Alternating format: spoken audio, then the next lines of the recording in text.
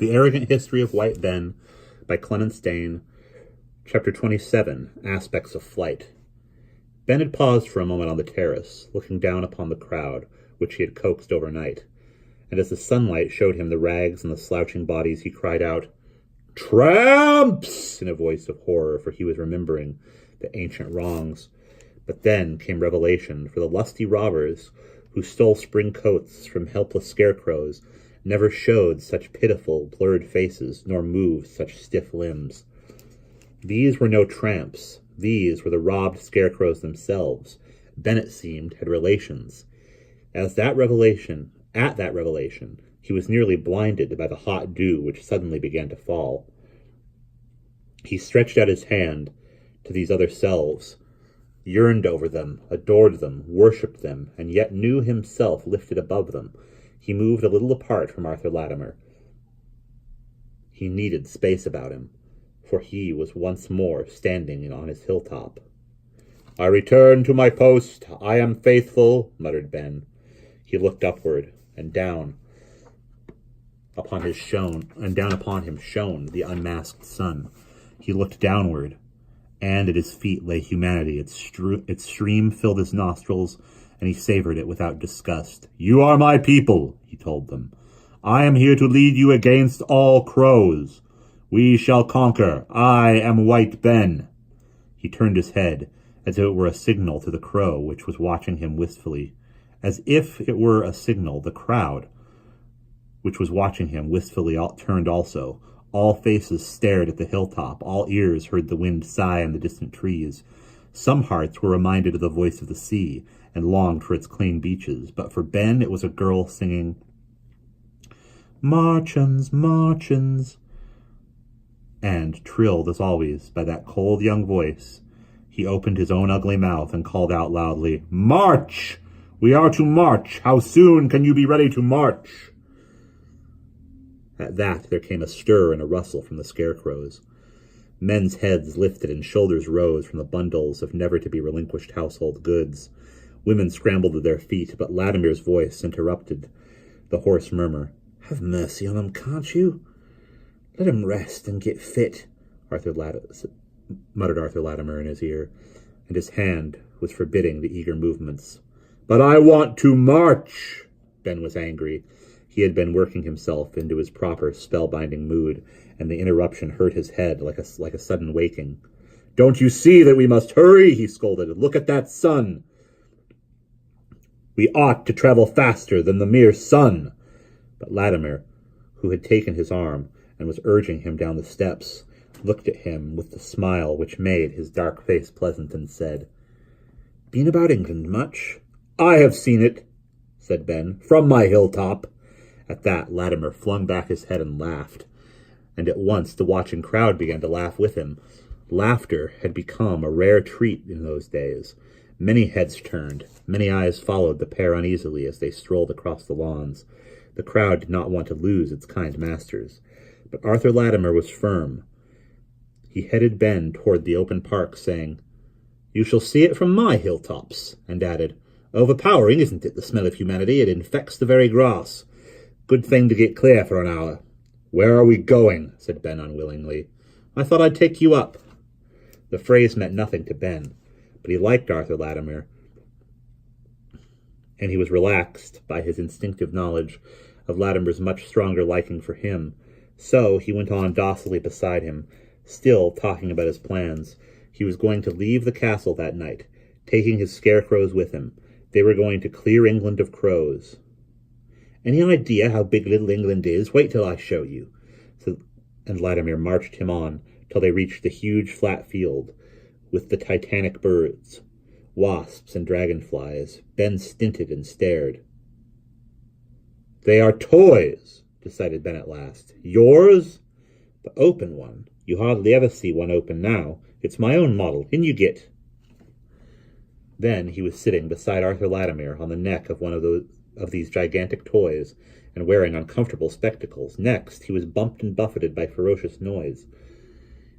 He fought to escape, but was held at the waist, as once he had been held at the ankles, and his old enemy, the wind, tore at him till he was terrified. But when at last He opened his goggled eyes. He was moving smoothly through blue sky, and his earth had disappeared. Instead, there lay below him a patterned flatness inhabited by miniature running specks.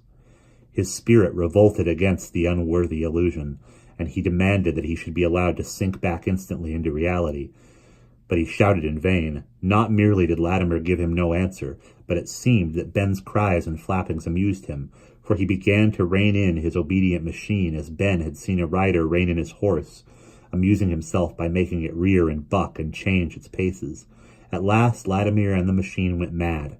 They tipped, they tilted, they dropped sickeningly, they lifted again. They turned upside down. Ben was a straw tossed about, an empty snail shell, a speeding leaf, a white kicking paper bag. He was robbed of personality, dignity, purpose. He was the mock of the clouds. He was nothing. It seemed hours before Latimer let him down, and when at last he tumbled out of the heaving grass, he tumbled out onto the heaving grass. Tears of rage were pouring down his cheeks, and he was shaking with mortification and fright. Nevertheless, in mere pride, he tried to give reason and excuse for his fury, to soldier his stammers into lucid sentences. You have played a fine joke on me. You have shown me a carpet and some bits of broken looking-glass, and you call it England. A silly trick to play. I despise it. Where are my hills of chalk? Where are my cornfields? Where are the crows? You couldn't see them, could you? Said Latimer slowly. That's because there are no crows in my sky. I wanted to make you understand. You tell lies. There are crows everywhere. Then Ben looked greenly about him. I feel so strange, he wailed. Then he began to strain and choke.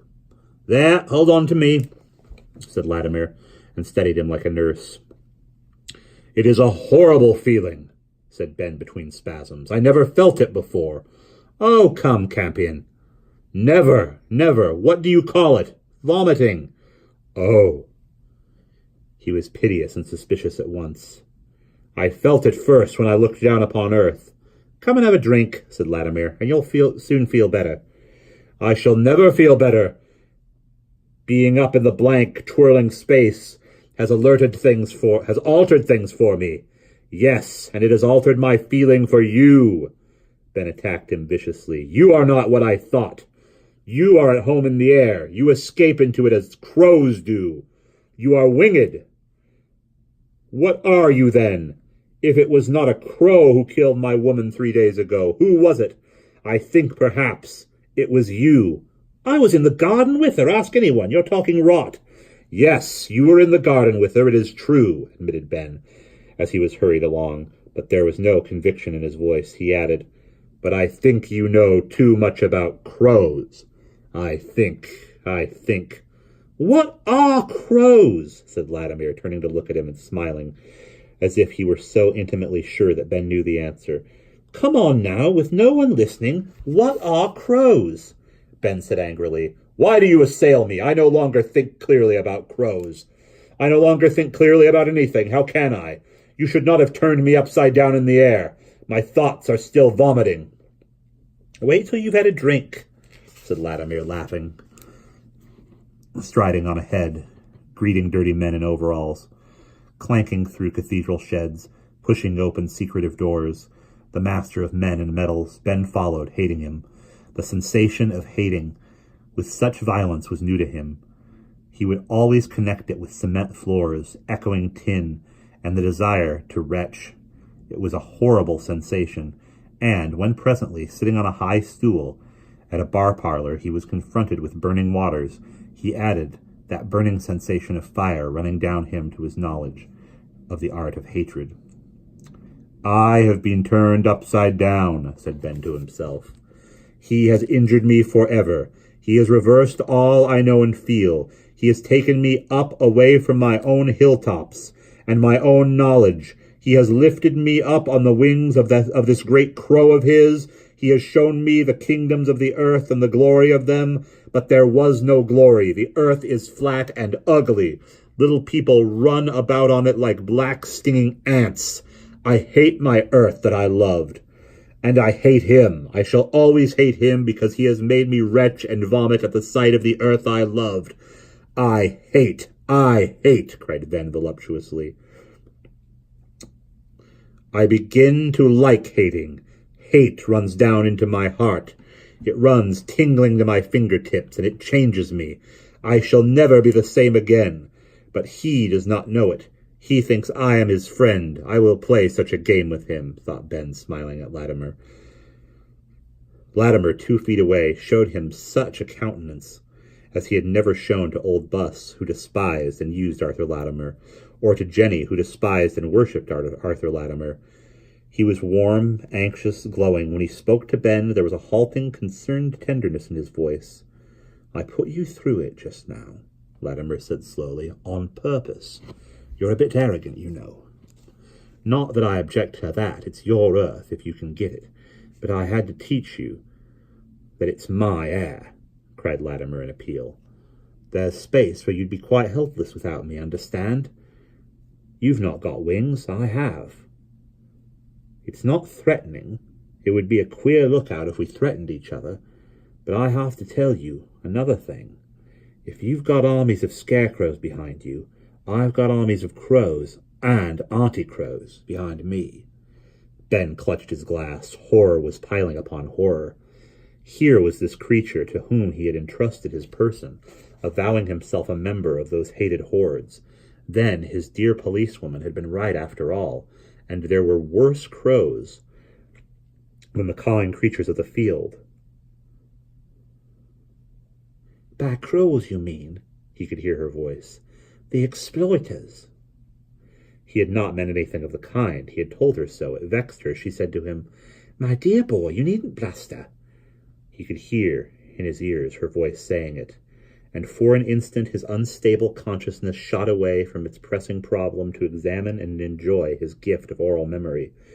He found that by mere willing he could make yesterday's voice repeat in his ears the sound and sayings of yesterday. The little girl's song, Lady Pont's scolding chuckle, the cries of the churchyard, Petal's lisp, Thiss's drawl, he could hear them all again in his inner ear. Unfortunately, certain sounds came unsummoned. Caw! Caw! Caw! Conscience had the voice of a crow. He reddened under the hated gaze of Arthur Latimer, because he was ashamed of deviating for a moment into pleasure with his problem still unsolved. Was the policewoman right? If men could become birds of prey, then birds of prey could become men. That was as clear as twice two, and that was why, when he talked at the dinner party of scaring crows, all the guests had looked at him with such startled understanding. Perhaps the awful thought shook his sanity. They had known that a crow was sharing the meal. Not old Buss, no, old Buss had helped to burn the rookery, and though he did not like that bitch Jenny Olleran, she was golden from head to foot. A crow turned human would still be black. He summoned up a picture of the table and counted round it. Thiss had fair hair, so had Percy and Angela. Lady Pont was white, Edgar Gray, Teddy fiery, but opposite said Arthur Latimer, pretending to be a friend, smoothing his black hair. Arthur Latimer had been a crow at that table. Yes, thought Ben, and this crow was right to call me arrogant. I have been an arrogant fool. I thought myself a hunter, when all the while I have been hunted. This crow Latimer has lured me away from my army and my friends to this rookery. I am in a trap, and I must get out, and quickly, or I shall be nailed against the wall of the great shed, as old George used to nail the crows he shot. But how can I get out? He demanded of his mother-wit, and began to edge away his stool as Arthur Latimer leaned confidently toward him. Then he realized that to move was to betray his new knowledge. And we will pause there.